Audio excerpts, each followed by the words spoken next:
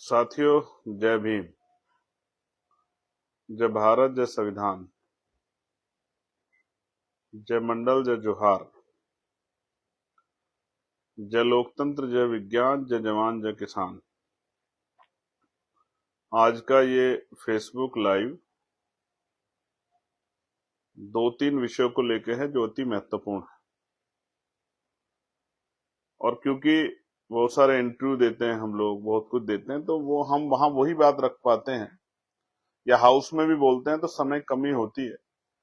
जितना समय हम पे होता है पर्याप्त रूप से, उसी समय में जो पर्याप्त नहीं है, अपर्याप्त समय है, लेकिन उसमें ही बात रखनी होती है, बहुत सारी महत्वपूर्ण चीजें छूट जाती है। मैंने ये तय किया है कि अब हम लोग शेड्यूल बनाएंगे, हर शाम को 8 बजे आके किसी जिले के संगठनात्मक शक्ति, वहां के कार्यक्रम, वहां जो लोग काम कर रहे हैं उनको समाज में इंट्रोड्यूस कराना, या इस तरह से एक प्रक्रिया हम लोग बनाएंगे कि विधानसभा वाइज भी हम लोग कर सकते हैं। एक दिन में 3-4 विधानसभा के लोगों को हम लोग इंट्रोड्यूस करा दें और वहां किस तरह काम हो रहा है ये सारी जानकारियां दे दें। इस पे हम लोग काम करेंगे, जिससे कि इस सोशल मीडिया का फायदा उठाया जाए। और यहाँ जो महत्वपूर्ण है, हमारी ज्यादा बात आ जाती है, जो बात हम कहना चाह रहे हैं उसमें बिना किसी रोक टोक के, हालांकि रोक टोक तो यहाँ पे भी लगाने की कोशिश की जाती है। कई बार हमने देखा है कि इंटरनेट बंद हो जाता है, लाइव ऑटोमेटिक एकदम बंद जैसी स्थिति बन जाती है। ये सब चीजें हमने अब देखी, लेकिन फिर भी यहाँ काफी अच्छा है कि बहुत सारी बातों को हम लोग कह पाते हैं। प्यारे साथियों, मैं अपनी बात को शुरू करते हुए बहुजन समाज में जन्मे सभी संतों, गुरुओं और महापुरुषों को नमन करता हूं। और नमन करने के पीछे जो सबसे महत्वपूर्ण कारण है, मैं बार बार बताता हूं कि जितना भी हम लोग इनको याद करें, नमन करें, वो कम है। हालांकि असली नमन वही है कि जब हम इनके विचारों पे काम करते हैं, इनकी बातों को आगे बढ़ाते हैं, इनके विचार को आगे बढ़ाते हैं, इनके अधूरे सपनों को पूरा करते हैं, जिस तरह का जीवन इन्होंने जिया उस जीवन को जीने का प्रयास करते हैं। यही असली जो है श्रद्धांजलि, आदरांजलि होती है। तो मैं सभी महापुरुषों को याद करता हूं, महामानव तथागत बुद्ध से लेकर जगत गुरु सतगुरु रविदास जी, गुरु वाल्मीकि जी, गुरु कबीर जी, गुरु नानक जी, गुरु घासीदास जी, संत गाडगे जी महाराज, नारायणा गुरु, गुरु ज्ञान भिक्षुदास जी, अखंड ज्योति सतगुरु समनदास जी, आप सबको मैं याद करता हूं। आपके द्वारा समाज में योगदान है उसको भी याद करता हूं। राष्ट्रपिता ज्योतिबा फूले, छत्रपति साहू जी महाराज, संतराम बी प्रजापति जी, डॉक्टर बाबा साहब अम्बेडकर, महामना रामस्वरूप वर्मा, चौधरी महाराज सिंह भारती, बाबू जगदेव प्रसाद कुशवाहा, जननायक कपूरी ठाकुर, सर छोटू राम के साथ साथ बाबू शिवदयाल चौरसिया, रामजी संतू जी लाड,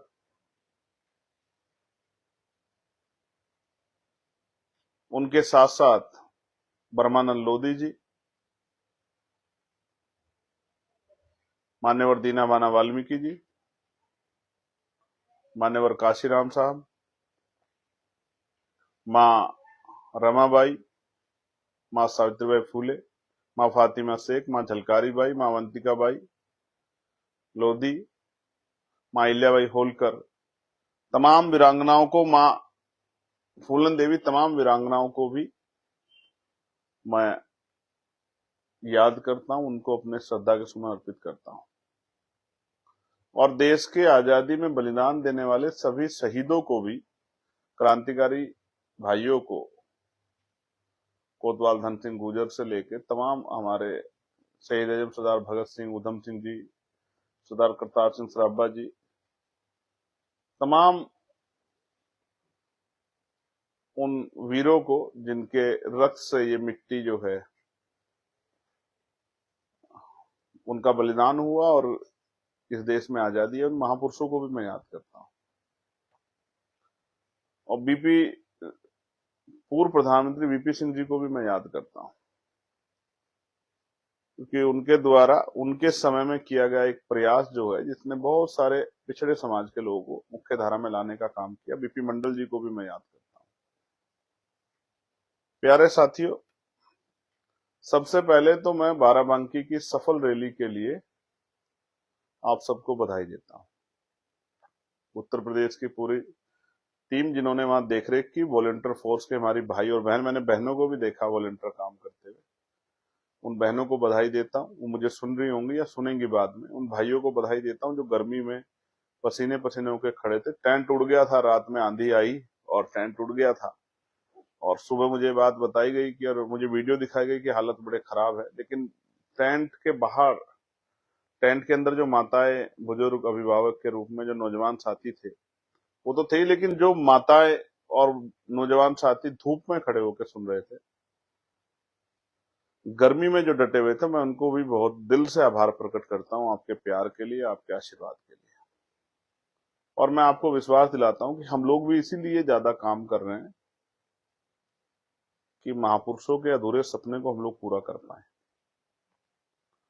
और मैं आपसे बहुत जिम्मेदारी से आजाद समाज पार्टी के एक कार्यकर्ता, भीम आर्मी के कार्यकर्ता की तरफ से कहना चाहता हूं, एक एक नेता की तरफ से, कि आजाद समाज पार्टी उत्तर प्रदेश में इतिहास लिखेगी 2027। और ये अब आने वाले कुछ दिनों में आपको दिख जाएगा, हमारी नीतियों के कारण, जिस तरह की नीति पे हम लोग काम कर रहे हैं, जिस तरह की पॉलिसी पे हम लोग काम कर रहे हैं। तो प्यारे साथियों, बधाई जिले की टीम को, मंडल की टीम को, उन साथियों को जिन्होंने एक एक पैसा जुटाया। एक मेरा आग्रह रहेगा, हालांकि इसकी आलोचना भी होगी इस बातों से, मगर मुझे बहुत फर्क नहीं पड़ता है। मैं अपने साथियों से भी, जहां भी रैली, जैसे कार्यक्रम अभी लखीमपुर खीरी में है 29 तारीख का, सहयोग के लिए भी कोई चीज आप रखा करो, क्योंकि ये जो आंदोलन है हमारा महापुरुषों के विचारों पर आधारित आंदोलन है। तो एक वोट के साथ एक नोट की अपील भी क्या करो, दल चलाने के लिए सहयोग की जरूरत है। कई चीजें सहयोग कमी में नहीं हो पाती। मैं आपसे आग्रह करूंगा, जितने साथी आते हैं, कि वो थोड़ा थोड़ा सहयोग भी आंदोलन में किया करो, जिससे कि हम आंदोलन को तेजी से आगे बढ़ा पाए। और इसको इस तरह आप समझिए कि आज की जो सरकार है, उन पे आरोप है कि कॉर्पोरेट सेक्टर के लोग, पूंजीपति लोग, उनको आंदोलन के लिए पैसा देते हैं, आंदोलन कामयाब करने के लिए। लेकिन उन पे ये भी आरोप है कि उस आंदोलन को कामयाब करने के लिए जिनसे पैसा लेते हैं, उनके लिए काम करते हैं, और उसमें आम जनता का अहित होता है। अगर हम लोग भी कॉर्पोरेट सेक्टर के लोगों से पैसा अगर हम लोग लेने लग जाएंगे, उनका काम करने लग जाएंगे, तो इससे हम लोग अपने लोगों का काम नहीं कर पाएंगे। इस पे हमारे नायक मान्यवर काशीराम साहब कहते हैं, जो सहारा देगा वो इशारा भी देगा। तो अपने लोगों से सहारा लो, उनके इशारे पे काम करो। बहुजन समाज के लोग अगर गुलामी से आजादी चाहते हैं, तो चाहे तो वो 1 रुपया रोज भी अपने घर में इकट्ठा कर सकते हैं। कुछ सामान लेके आए, 1 रुपया बचा, उसको रख लिया, इस नाम से लिख के किसी गुल्लक में, किसी बॉक्स में, किसी बैग में, कि भाई ये पैसा आजादी के लिए चंद्रशेखर आजाद भाई को देना, आजाद समाज पार्टी काशीराम को पहुंचाना है। और जब भी आपको समय लगे, पास के कार्यालय में जाके जमा करा दो। इसलिए ये मांग मेरी आपसे थी, और मैं साथियों से भी कहूंगा कि भाई इस बात को क्या करो। हम कोई धन्ना सेठों की औलाद तो कहां से लाएंगे पैसा आंदोलन कामयाब करने के लिए। दूसरा, क्योंकि मैं वर्तमान के हालात पर चर्चा के लिए कर रहा था, हम बहुजन समाज का आंदोलन चला रहा था, एक बहुत महत्वपूर्ण बात, जो एक हाईकोर्ट का ऑर्डर आया, हुआ ऐसा कि मैं नजीबाबाद में था लोकसभा चुनाव जीतने के बाद। मैंने एक बात कही कि भाई जब 8-10 दिन कावड़ का त्योहार होता है और सड़कें पूरी फुल हो जाती हैं, और कई तरह की परेशानियों का सामना एम्बुलेंस को भी, सरकारी गाड़ियों को भी, प्राइवेट व्हीकल्स को भी करना पड़ता है, बच्चों को भी, छात्र छात्रा को भी करना पड़ता है, तो 5 मिनट जब नमाज का समय आता है ईद का, तो उसको 5 मिनट मिल जाए तो कोई बुराई तो नहीं। बड़ी आलोचना हुई कि देखिए चंद्रशेखर कैसी बात कर रहे हैं, तमाम मीडिया ने उल्टा सीधी बातें चलाई, क्योंकि मीडिया काम तो ये उसको उस तरह से जो है समाज में पैदा करना कि हम बंटवारे की वो कर रहे हैं। लेकिन ये बात बंटवारे की नहीं थी, ये बात थी बराबरी की, कि सरकार अगर सबकी है और सरकार अगर संविधान के अनुरूप कार्य कर रही है, तो सबको बराबर का अधिकार मिलना चाहिए। धार्मिक उपासना की स्वतंत्रता है देश में, आर्टिकल 25, 26, 27, 28 है, तो सभी को अपने धर्म को पालन करने का अधिकार मिलना चाहिए। उसके लिए उस तरह के पर्याप्त अवसर और सुविधाएं मिलनी चाहिए। तो जो बात मैंने कही उस समय तो तमाम आलोचना होती है, हालांकि आलोचना से मुझे क्या फर्क पड़ना, मैं तो सच कहूंगा, मुझे क्या फर्क पड़ता है आलोचना से। लेकिन हुआ ये कि अभी 3-4 दिन पहले हाईकोर्ट इलाहाबाद का एक ऑर्डर आया, जिसमें हुआ ये कि एक मस्जिद में कुछ लोगों ने नमाज पढ़ी थी एक घर पे, और उसके ऊपर मुकदमा करके उनको जेल भेज दिया था, और फिर वो कोर्ट गए। तो कोर्ट ने बड़ा शानदार ऑर्डर देते हुए कहा कि भाई किसी के व्यक्तिगत जमीन पर अगर कोई अपना धार्मिक आयोजन कर रहा था, आप कौन है उनसे परमिशन के लिए कहने वाले या उनसे सवाल करने वाले? आप कौन है उन पर कार्रवाई करने वाले? अधिकारियों से पूछा, डांट लगाई, और यहां तक कह दिया कि अगर आप संभल में तो धर्म का पालन नहीं करा सकते तो एसएसपी डीएम कहा कि आप ट्रांसफर ले लो किसी दूसरे जिले में, या नौकरियां छोड़ दो। इस तरह की सख्त टिप्पणी की हाईकोर्ट। मैंने उसको पढ़ा, और पढ़ा तो मुझे एहसास हुआ कि जिस बात को मैं कह रहा था as a lawyer, as a संविधान पालन करने वाला था, एक भारतीय नागरिक होने के नाते और एक जनप्रतिनिधि होने के नाते भी, मतलब बराबरी की बात जब मैं कर रहा था, तो जब मेरे ऊपर तो आलोचना, तो मैं तो देखूं उन लोगों की हिम्मत, वो हाईकोर्ट पे आलोचना करे, हाईकोर्ट के खिलाफ आंदोलन करे, जो मेरे खिलाफ इस तरह की बातें कर रहे थे। मैं जो बात कहता हूं वो कानून के दायरे में कहता हूं, संविधान सम्मत कहता हूं, बहुत जिम्मेदारी से कहता हूं, क्योंकि मैं जो बात कह रहा हूं हमारे लोगों पे उसका असर होता है। हमारे इतने जो लाखों लोग हैं, करोड़ों लोग जो जुड़े हुए, वो उसको फॉलो करते हैं। इसलिए मैं बहुत बात को गंभीरता से कहता हूं, बड़ी समझदारी से कहता हूं, और इस बात को समझते हुए कहता हूं कि संविधान के मूल्य क्या है, संविधान को बनाने वाले लोग, संविधान की जो भावना है, इस विषय पे संविधान की भावना क्या है। तो कोर्ट ने बड़ी सख्त टिप्पणी की कि आप संख्या नहीं तय कर सकते हो, ठीक है, आप जो है उनको जबरन नमाज पढ़ने से मना नहीं कर सकते हो। तो सवाल ये है, एक तरफ देखिए, मैं बिल्कुल जो बात करूंगा वो संवैधानिक दायरे में करूंगा, और जो बात करूंगा, हालांकि आप आलोचना करें या समर्थन करें, मुझे इस बात से फर्क नहीं पड़ता, लेकिन जो बात कहूंगा वो न्याय की कहूंगा, मानवतावादी बात कहूंगा, इंसानियत की बात करूंगा, ठीक है, इसके राजनीतिक वोट का नफा नुकसान की चिंता नहीं करते हुए।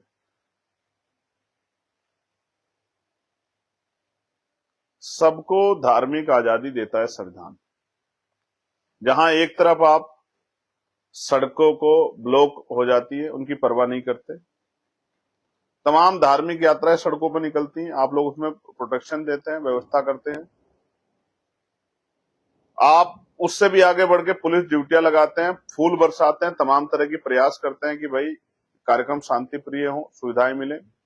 अधिकारी जाके पैर दबाते हैं, तेल मालिश करते हैं, बढ़िया खाने की व्यवस्था कराते हैं, सब चीजें कराते हैं, यानी कि पूरी सुविधाएं कराते हैं। बड़े बड़े नेता फूल बरसाते हैं। तो ये एक तरफ इतना प्यार और दूसरी तरफ इतनी नफरत क्यों कि आप कह रहे हैं कि 1 इंच पैर मत बाहर रख देना, वरना रेल बना देंगे, ये कर देंगे, वो कर देंगे। अधिकारी जो है वो भाषा बोल रहे हैं भाजपा नेताओं जैसे।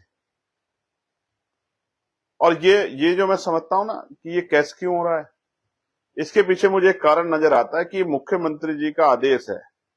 कौन मुख्यमंत्री? ढोंगी मुख्यमंत्री, ढोंगी आदित्यनाथ जी। मैं इनको ढोंगी क्यों बोल रहा हूं?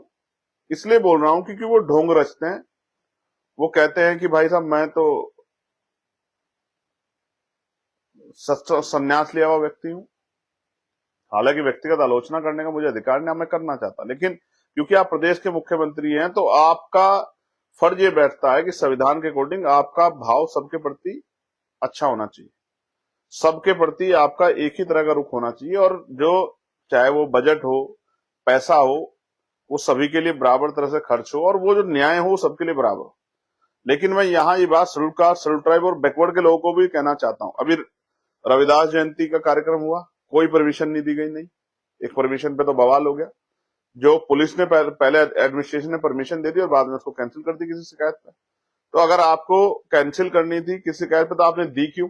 आपने इस तरह की स्थिति क्यों पैदा की? आपने पहले जांच क्यों नहीं कराई? अधिकारियों को कोई जवाब नहीं है। तो मैंने नोटिस किया कि ढोंगी मुख्यमंत्री जी ने आदेश दिए, इसकी वजह से पुलिस मजबूरी में कर रही है।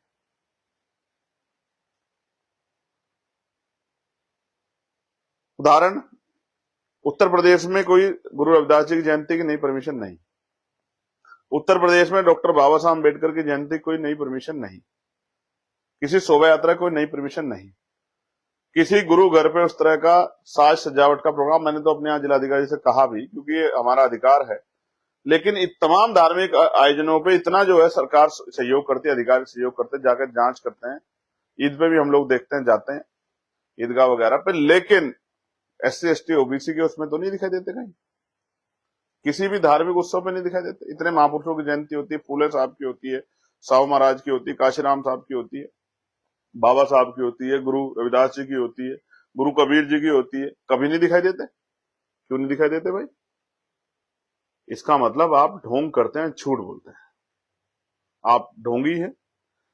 आप अपने ढोंग के चरित्र को मुख्यमंत्री बनने के बाद भी नहीं बदल पाए। इसलिए मैं कह रहा हूं, ढोंगी आदित्यनाथ जी जो मुख्यमंत्री हैं उत्तर प्रदेश के। प्यारे साथियों, मैंने कहा ना, मैं कोई भी बात हवा में नहीं कहता हूं। मैंने इस कोर्ट का आपको ऑर्डर का वो दिया जिसके आधार पे कोर्ट ने फटकार लगाई पुलिस को, एडमिनिस्ट्रेशन को, और कहा कि जाके अगर आप पालन नहीं करा सकते, क्या तो इस्तीफा दे दो या फिर कहीं ट्रांसफर ले लो, वरना अदरवाइज लोगों के धर्म की उपासना का जो अधिकार है, धर्म के पालन का अधिकार, उसमें आप छेड़खानी नहीं कर सकते हो। ये एक बहुत बड़ा तमाचा है पूरी सरकार को, उनकी पॉलिसी को। और अधिकारी बेचारे तो मजबूर हैं, पुलिस के और एडमिनिस्ट्रेशन के, सरकार के हिसाब से उनको काम करना, जो सरकार चाहती है वो काम करना, वो तो बेचारे मजबूर है। इसलिए मैंने बताया कि उत्तर प्रदेश में क्या चल रहा है, बहुत जिम्मेदारी से, कि उत्तर प्रदेश में धार्मिक आस्था कुछ ही लोगों की है, उन्हीं लोगों की जो सरकार के एजेंडे फिट बैठते हैं, वरना दलितों की, मैंने आपको बता दिया, बहुत बड़ा समाज है रविदास जी को मानने वाला, कोई वो नहीं, कोई सहयोग नहीं, कोई नई परमिशन नहीं, कोई उनकी जो है धार्मिक भावना कोई सम्मान नहीं। बाबा साहब और तो और जिसका नाम लेते हैं दुनिया में जाके, और मुख्यमंत्री जी गए थे बाहर जापान वगैरह, कब बोले मैं बुद्ध के देश से आया हूं।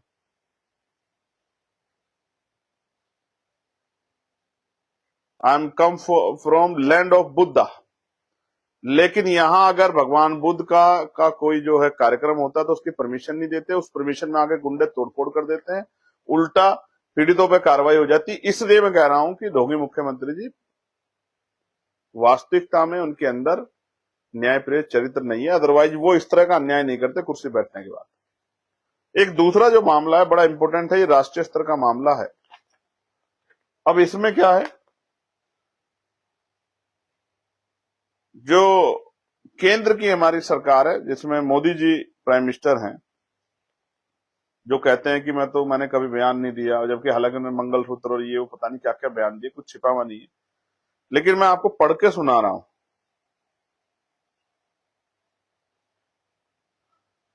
मोदी सरकार के कार्यकाल में अल्पसंख्यकों पर अत्याचार बढ़े हैं। इन पर निगरानी रखने और इनको रोकने के लिए बनाए गए राष्ट्रीय अल्पसंख्यक आयोग को पूरी तरह से पंगु बना दिया गया है। नरेंद्र मोदी जी के प्रधानमंत्री बनने के बाद राष्ट्रीय अल्पसंख्यक आयोग NCM की रिपोर्ट संसद में पेश नहीं की जा रही। दिल्ली हाईकोर्ट ने भी सरकार की लापरवाही पर सवाल उठाया। क्या दोहरा मापदंड नहीं, विदेशी रिपोर्ट ठुकराओ लेकिन अल्पसंख्यक संस्थाओं को अंधेरे में रखो। और नारा क्या दिया, सबका साथ सबका विकास। इसलिए मैं आपको कह रहा हूं कि राष्ट्रीय अल्पसंख्यक आयोग की एक भी रिपोर्ट, अब मैं मंडे को जब जाऊंगा तो इस पर जो है तख्ती लेके प्रदर्शन करूंगा, पूछूंगा सरकार से सवाल, एक भी रिपोर्ट राष्ट्रीय अल्पसंख्यक आयोग की इस 12 साल के कार्यकाल में अब तक भी सदन के पटल पर नहीं रखी गई है। ये एक बहुत बड़ा, जब आपने रिपोर्ट ही नहीं दी समितियों ने, तो एक नए तरह का बदलाव, नई तरह की स्थिति की जानकारी, उसकी निगरानी और उस पर जो रोकथाम है अत्याचारों पर, या उनके लिए उनके अधिकार क्षेत्र को मजबूत करने के लिए, उनको सशक्त करने के लिए कोई योजना आप कैसे बना लो। मैं इसको और मजबूत करके बताता हूं। 2014 में नरेंद्र मोदी जी ने सबका साथ सबका विकास का नारा देकर सत्ता में आए। 2019 में उन्होंने सबका प्रयास सबका विश्वास जोड़ दिया। इस नारे को मोदी सरकार की पहचान बनाने में हर मुमकिन कोशिश की। प्रधानमंत्री नरेंद्र मोदी जी हर भाषण में दोहराते हैं, दावा करते हैं कि उनका शासन समावेशी है, कोई भी वर्ग पीछे नहीं छूटेगा। लेकिन जब बात राष्ट्रीय अल्पसंख्यक आयोग NCM की वार्षिक रिपोर्टों की आती है तो ये नारा खोखला सा होता है। 2014 से अब तक राष्ट्रीय अल्पसंख्यक आयोग की एक भी वार्षिक रिपोर्ट संसद में पेश नहीं की गई है। यह राष्ट्रीय अल्पसंख्यक आयोग अधिनियम 1992 की धारा 1313 का सीधा उल्लंघन है। यह धारा स्पष्ट रूप से कहती है कि आयोग की रिपोर्ट, उसमें दी गई सिफारिशों पर सरकार की कार्रवाई का मेमोरेंडम और अस्वीकृति के कारण सब कुछ संसद के दोनों सदनों में रखा जाना चाहिए। लापरवाही या अल्पसंख्यकों की अनदेखी, यह सिर्फ प्रशासनिक लापरवाही नहीं बल्कि धार्मिक अल्पसंख्यकों, मुसलमानों, ईसाई, सिखों, बौद्धिस्टों, जैनों की और पारसियों के संवैधानिक अधिकारों पर पूरी तरह से उदासीनता है। अत्याचारों की शिकायतें, हिंसा, पुलिस अत्याचार, सामाजिक बहिष्कार, इन सब पर एनसीएम स्वतः संज्ञान लेता है, लेकिन रिपोर्ट सार्वजनिक न होने से ना तो संसद बहस कर पाती, ना जनता को पता चलता कि सरकार क्या कर रही है। तो सबका साथ सबका विकास का नारा खोखला है, ये बात भी मुझे आपको बतानी। हालांकि अलग बात है कि इन विषयों पे कोई चर्चा करता नहीं, किसी पार्टी को फर्क ही नहीं पड़ता कि भाई इस देश में माइनॉरिटी जो है, जिसमें मुसलमान हैं, जैन हैं, सिख हैं, बौद्ध हैं, ईसाई हैं, पारसी हैं, उनके साथ किस तरह की हिंसा हो रही है, किस तरह इनकाउंटर हो रहे हैं, फर्जी इनकाउंटर, किस तरह उनको जो है उनके घरों बुलडोजर चल रहा है, कोई पूछने वाला नहीं, कोई गिनने वाला नहीं, कोई सुनने वाला नहीं। उनके कई बार तो जो उन्हीं के समाज से आते हैं नेता, वो भी बेचारे चुप हो जाते हैं, क्योंकि तत्काल सरकार को मौका मिलता है कार्रवाई करने का। इसलिए मैं आपसे कहना चाहता हूं कि भाई मेरी ये जिम्मेदारी बनती है, सिर्फ नगीना के आधार पे नहीं, नगीना के तो हर एक व्यक्ति का मैं ऋणी हूं। आज उनके वहां के किसानों के लिए मैंने आवाज उठाई कि गन्ने का मूल्य 500 रुपए हो जाए, कर दिया जाए, क्योंकि डबल इंजन सरकार है। और बिजली जो है, आपने वादा किया चुनाव में 2022 के कि बिजली का दाम हम लोग आधा कर देंगे, लेकिन बिजली सोने के तारों में आ रही है। उत्तर प्रदेश में किसान मजदूर परेशान है, गरीब मिडिल क्लास परिवार परेशान है, बिजली के दाम कम किए जाएं। मैंने सरकार से मांगी किसानों का कर्ज माफ किया जाए, और जो आप किसान सम्मान निधि देते हैं, आप कहते हैं 6,000 रुपए सालाना, यानी कि 6,000 तो एक बार सुनने में लगता है, लेकिन असल है 500 रुपए महीना। 500 रुपए महीना में एक हफ्ते का राशन नहीं आता, 2 दिन के भोजन में 500 रुपए खर्च हो जाते हैं। सम्मान नहीं है, असहाय निधि, इसलिए मैंने इसको 1,00,000 रुपए किया जाए सालाना, इसकी मैंने मांग उठाई। और गन्ने के दाम के साथ गन्ने के जो मील, जो गन्ना हम डालते हैं मील में, उसका पैसा 14 दिन के अंदर आ जाए। और ये सारी मांगे, और जो हमारे यहाँ की जर्जर नहरें नगीना की, उनकी भी मांग मैंने उठाई, उनका ध्यान रखा जाए, उन पर वो काम किया जाए। और कोल्ड स्टोरेज और जो है वो हमारे यहाँ बन जाए, इसकी भी मांग को जो है मैंने पार्लियामेंट में जोर शोर से उठाया कि भाई कोल्ड स्टोरेज हमारे यहाँ बन जाए, या जो बड़े से वो बन रहे हैं उस तरह के वो भी हमारे यहाँ बन जाए, ठीक है, गोदाम। तो ये सब बातें मैंने पार्लियामेंट में उठाई। आज जो मैं बात कर रहा हूँ सिर्फ नगीना के लिए नहीं कर रहा हूँ, देश भर के, उत्तर प्रदेश और तमाम बड़े प्रदेशों और तमाम पूरे देश के जो मुस्लिम्स हैं, जो जैन हैं, जो सिख हैं, जो बौद्ध हैं, जो ईसाई हैं, उन जो पारसी, उनकी धार्मिक आस्था, उनकी सांस्कृतिक विरासत, उनका इतिहास, उनके उनके जो है सशक्तिकरण, उनके साथ जो जुर्म जाते हैं अत्याचार, उनको ध्यान में रख के रखी है। और जिन लोगों के सामने रखी है, जो बाबा साहब अम्बेडकर, फूले, साहू, काशीराम जी को मानने वाले लोग हैं, उनके जिनके सामने रखी है, उनको भी मैं बताना चाहता हूँ ये हमारा नैतिक धर्म भी, कि हम इस अन्याय के खिलाफ आवाज उठाएं। अगर हम इस अन्याय के खिलाफ आवाज उठाएं तो हम भी संविधान की किताब को सिर्फ जो है जबरदस्ती दिखाते ना घूमे कि हम संविधान को मानने, और संविधान को मानने वाले हैं तो संविधान को मूल्यों को भी हमें मानना चाहिए, संविधान के मूल्यों की भी रक्षा करनी चाहिए, संविधान के आधार पे राज व्यवस्था बने, इसका भी हमें कोशिश करनी चाहिए। मैंने जितनी बातें कही, मैं आपसे आग्रह करूंगा, वास्तविकता में अगर आप मुझे सुनते हैं, मुझे मानते हैं, मुझसे प्यार करते हैं, तो मेरी बातों को जन जन तक पहुंचाने का काम भी आप करो, कि किस तरह से इस कम समय में, जो कम समय वहां मिलता है लड़ने के बाद, उसमें मैं किस तरह से देश भर के इशू को, देश के SC ST OBC माइनॉरिटी, महिला, किसान, नौजवान, बेरोजगार, सबके विषयों को मैं उठाने की कोशिश करता हूं, उनकी समस्याओं के हल के लिए। नगीना के विषय को, देश भर के किसानों के विषय को मैंने आज जब शुरू किया तो किसानों को श्रद्धांजलि दी जो शहीद हुए, अपनी स्पीच उनको समर्पित कर दी। मैं इसलिए आपसे कह रहा हूं, मेरे नौजवान साथियों, युवा साथियों, प्यारे नेताओं, हमारी पार्टी के, हमारे संगठन के नेताओं, मैं आपसे कह रहा हूं, मेरी बात को सुना करो, इसको जमीन पे ले जाकर लोगों के बीच में रखा करो। तमाम लोग आएंगे ददर की बात करने, तमाम राजनीतिक दल की बात करेंगे, वोट की बात करेंगे, लेकिन जो मुद्दे जिनसे लोग, जनता को दिक्कत है, आलू के दाम की मैंने बात की आज, आलू का दाम, आलू के किसानों को नहीं मिल रहा पर्याप्त दाम, जो उचित दाम मिलना चाहिए। मैं पानी की समस्या के लिए बात की, तो मैं ये बात आपको इसलिए कह रहा हूं, जैसे एक समस्या और है, नोएडा में सफाई कर्मचारियों के नेता नोएडा अथॉरिटी पर अपनी मांग को लेकर शांतिपूर्ण धरना दे रहे थे, मगर गौतम बुद्ध नगर पुलिस ने जबरन उन्हें जेल में भेज दिया। उन सबकी मांगे मानी जाए। गौतम बुद्ध नगर में जो सफाई कर्मचारी नेता है वो नोएडा अथॉरिटी पे अपनी मांगों को लेकर शांतिपूर्ण धरना कर रहे थे और नोएडा पुलिस ने उनको उठा के जेल में भेज दिया। कुछ लोग छूट गए, कुछ लोग जेल में हैं। उनकी सारी मांगों पे सुनवाई होनी चाहिए। ये मांग भी जो है आज हमारे संज्ञान में आई और मैं आपके इस लाइव के माध्यम से आपको रख रहा हूँ। और मैं जो यूट्यूबर भाई जो तमाम साथी जो है वो करते हैं, मैं उनसे भी कहूंगा कि इस विषय की गंभीरता को समझते हुए आप जरूर जो है इस पे अपनी वीडियोज बनाएं, जिससे कि भाई ये मेरी जो मांगे हैं ये सरकार तक पहुंचे। मेन स्ट्रीम मीडिया दिखाए आप तो दिखा दो भाई, आपका धन्यवाद कर देंगे हम लोग, हालांकि हम तो करते ही हैं। इसलिए मैं आपसे मेरे साथियों ये बात मुझे कहते हुए बड़ी तकलीफ है कि जिस तरह के आज के हालात हैं, और क्योंकि अभी ईद आ गई है, अभी 1-2 दिन बाद ईद का त्योहार आएगा, तो आप देखना किस तरह का जो है माहौल बनाया जाएगा कि आप 5 मिनट ये नहीं कर सकते, आप 10 मिनट वो नहीं कर सकते, और डंडा दिखाया जाएगा और सब चीजें की जाएंगी, क्योंकि सरकार जिस विचार की होती है उसको खुश करने के लिए, और क्योंकि वो ये महसूस करते हैं कोई बोलने वाला तो है नहीं यार इनके पक्ष में, कोई बोलने वाला, तो जितना तो दबा सकते हो दबा दो। कहा गया ना, अन्याय करने वाले से अन्याय सहने वाला ज्यादा दोषी होते। हम लोग अन्याय नहीं सह सकते, इसलिए हम लोग आवाज उठाते हैं अन्याय के खिलाफ, और जहां जो भी अपराध होता है अपराध के खिलाफ भी आवाज उठाते हैं। मैं इसलिए बात मैंने आपके सामने रखी कि मेरा दायित्व है आपको जगाना, आपको समझाना। और 29 तारीख का कार्यक्रम लखीमपुर खीरी में, वहां आपसे मुलाकात होगी और इन सभी विषयों पर मैं वहां भी चर्चा करूंगा। और मैं उत्तर प्रदेश के साथ देश भर के नौजवानों से कहना चाहता हूं कि अगर आप वास्तविकता बेरोजगारी और तमाम समस्या परेशान, तो आइए आजाद समाज पार्टी के साथ जुड़ जाइए। मैं युवा हूं और मेरे साथ बहुत बड़ी एक युवाओं की टीम जो इस आंदोलन में नेतृत्व कर रही है, वो सब बेरोजगारी के दर्द को समझती है। मैं आपको विश्वास दिलाता हूँ, गांव में रहने वाले अपनी माँ को, बहन को, भाई को, उस बुजुर्ग पिता को विश्वास दिलाना चाहता हूँ कि आजाद समाज पार्टी आएगी तो एक एक व्यक्ति को रोजगार से जोड़ा जाएगा। जब उनकी जेब में पैसा होगा तभी स्वाभिमान सम्मान का जीवन मिलेगा। सामाजिक परिवर्तन, आर्थिक मुक्ति का आंदोलन हम लोग संकल्प लिया हमने 15 मार्च को अभी बाराबंकी में 2026 में कि हम वो पूरा करेंगे, महापुरुषों का अधूरा सपना पूरा करेंगे। मैं आपसे भी कह रहा हूं, बेरोजगारी पे हम बहुत बड़ा जो है अब मूवमेंट चलाने वाले हैं, और हमारी नकल में बहुत सारे लोग चलाएंगे, आप देख लेना, बहुत सारे लोग चलाएंगे। इसलिए मैं आपसे जो है अपील करता हूं कि आप आजाद समाज पार्टी जुड़े, आजाद समाज पार्टी को मौका दें, एक अवसर दें।